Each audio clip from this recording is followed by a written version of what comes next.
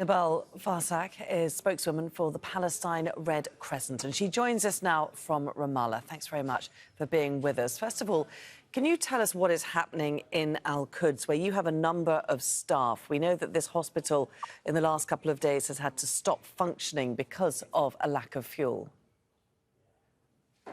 Good evening. Thanks for having me. 2 days ago or 3 days ago, the al-Quds hospital went out of service due to running out of fuel. The situation inside the hospital is dire, catastrophic. There is around 300 people who are from medical staff, patients, injured people, wounded people, and their families. They had stuck inside the hospital. They are besieged, unable to go out of the hospital, and no one even can get into the hospital. Yesterday, we have failed to evacuate our teams from inside the hospital because basically under such circumstances, they are even feel helpless. They can't afford taking care of the patients and wounded people, which are their lives into risk, as well as even very basic humanitarian needs are not available. We're talking about food, water, even running water for the hygiene and to wash. So basically the situation unbearable. No one can even live under such circumstances. And just an hour ago, I have received the notification from our colleagues in Gaza. The evacuation process starts. Hopefully, in the coming few minutes, we were here that it went successful. But the last news I heard as the 300 people, along with the staff, patients, wounded people, were able to evacuate. Many have to walk by foot because we don't have enough vehicles, and we use the vehicles, the ambulances, for our wounded people and patients. And now they are in the process of being checked and searched by Israeli military occupation forces. Hopefully they can pass to, so they will be evacuating to south to be treated and give healthcare services in one of the hospitals in the south. I just want to just ask quickly, where are these people going? You say they're evacuating from al-Quds, but where are they going?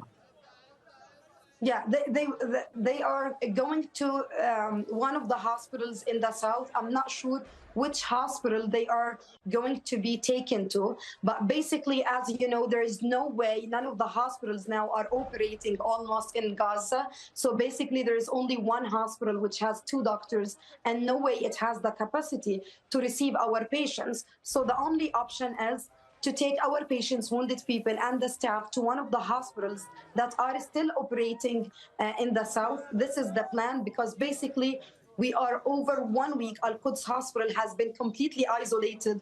All roads have been closed from all areas, with complete cut of communication as well as internet. So now this is the only available solution which has been done, and which with the struggle, because basically even yesterday Israel again, occupation forces isolated the hospital and started shooting, and there was strong bombardments which risked the life of our patients and our staff. So hopefully they are now will be in the south receiving medical services, which is, by the way, the situation in the south is not very well, because basically we also run al-Amal hospital, which is also have announced yesterday at the evening that al-Amal hospital, the major generator also was shut down because running out of fuel. So basically all hospitals, whether in the north or whether in the south, are facing the same threat, the same risk, which is running out of fuel, and we are in urgent need for fuel to have electricity. I just want to highlight the other main hospital in the north, al-Shifa. We've been hearing a lot about the dire situation there, and I believe we've got some of the latest pictures from inside al-Shifa hospital that we're playing now. You can see many people lying in the corridors. We know that thousands of people are sheltering in this hospital. They're in the dark because there is no power in that hospital. Nebal, we know that this is another hospital that's been surrounded by Israeli forces, and it's coming under fire, it's coming under attack. Also that there are dozens of premature babies in this hospital whose lives are hanging by a thread. Do you know any update on the babies there or what the situation is inside al-Shifa at the moment? So basically, the same picture I have drawn to al-Quds hospital is the same for al-Shifa hospital, which has been besieged, isolated completely from land and from air as well. No one can get into al-Shifa hospital. No one can go out of al-Shifa hospital. Any human being is just moving in that area will be a target for Israeli tanks.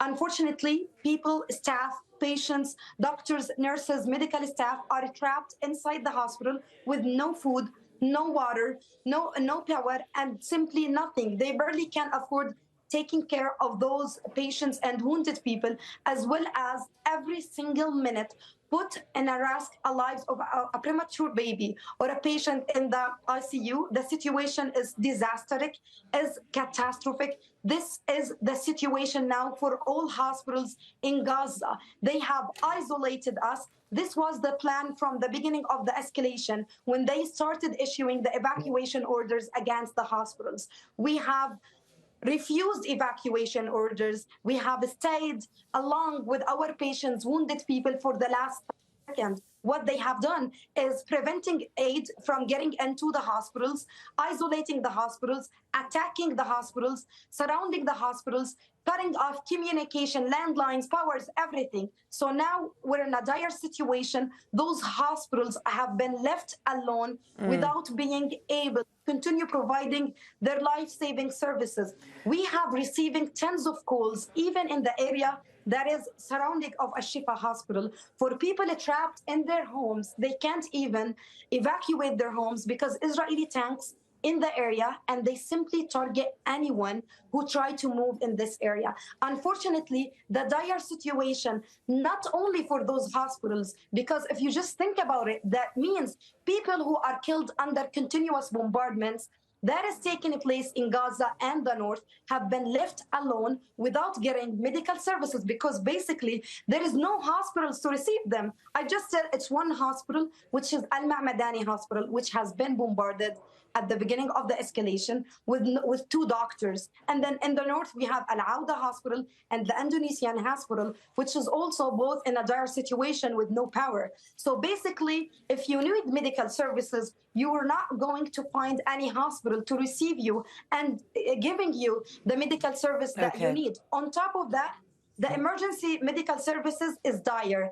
We have only 5 ambulances out of 18 to serve both Gaza and the north. We have receiving hundreds of calls for people trapped in their homes with no food, no water, no power. On top of that, there's people who are killed, trapped in their homes. I have just accidentally went to our dispatch center to check on our staff at al-Quds hospital, because I said complete cut of communication. And at that moment, they got a call from a woman. She was in a desperate situation, crying, asking for urgent help because there was 5 family members who are killed and trapped in their homes. They even can't go out of the home to bury those people. 5 other family members were injured, and they are in urgent need to get medical services, as well as in total, they are 25 family members who need to be evacuated. They wanted to go out of their homes, but simply they are trapped by Israeli tanks that target every human being that is walking. And unfortunately, as a humanitarian organization, we feel helpless. We can't do nothing. We can't even reach those people who are in desperate need for our medical services, and only have been left alone because Israel tanks target every ambulance, every paramedic, try to reach these areas where Israeli tanks are existed. So we have called on again and again to the international community to ensure our safe access to the wounded people and those who are in need, so we can continue providing our life-saving services. No words in the vocabulary that could describe the desperate situation for all Palestinians, whether they are live in Gaza and the north, or even the south. Even in the south now, people are struggling to have food, water, power, everything. I just said even our hospital in the south went out of service. Nebal Farsakh, we do have to leave it there. Terrible situation that you're describing to us, and you are having to hear it from those hundreds of people who are calling your organisation every day. Thank you very much for taking the time to speak to us to try and share some of the anguish that people in the Gaza Strip are feeling. Nebal Farsakh, thanks very much from the Palestinian Red Crescent.